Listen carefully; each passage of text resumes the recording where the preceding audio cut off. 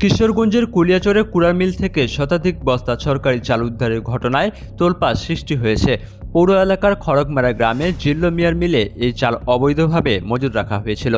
গোপন সূত্রে খবর পেয়ে সাংবাদিক আলী হায়দার শাহিন ঘটনাস্থলে গিয়ে সামাজিক যোগাযোগ মাধ্যমে সরাসরি লাইভ সম্প্রচার করলে বিষয়টি প্রশাসনের নজরে আসে। খবর পেয়ে কুলিয়াচর উপজেলা নির্বাহী কর্মকর্তা দ্রুত ঘটনাস্থলে পৌঁছে সত্যতা পান এবং মিলটি তালাবদ্ধ করার নির্দেশ দেন। এই ঘটনার পর জড়িতদের বিরুদ্ধে কঠোর ব্যবস্থার নির্দেশ দিয়েছেন পাট ও বস্ত্র প্রতিমন্ত্রী মোহাম্মদ শরীফুল আলম। সরকারি চাল কিভাবে ব্যক্তি মালিকানাধীন মিলে এলো তা খতিয়ে দেখতে ইতিমধ্যেই একটি বিশেষ তদন্ত কমিটি গঠন করা হয়েছে।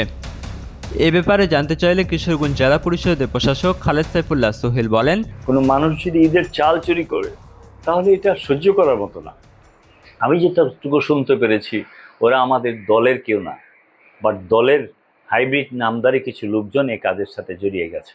অবশ্যই আমরা তাদেরকে আইনের আওতায় নিয়ে আসবো ইনশাআল্লাহ। তবে চাল আত্মসাতের এই পুরো বিষয়টি সম্পূর্ণ অস্বীকার করেছেন সংশ্লিষ্ট ইউনিয়নের প্যানেল চেয়ারম্যান।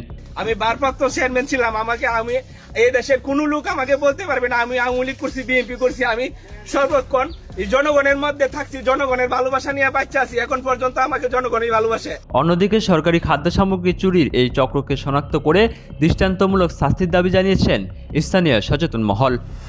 মাহমুদ বিন মারুফ, নিউজ ডেস্ক, ডেইলি সকালবেলা।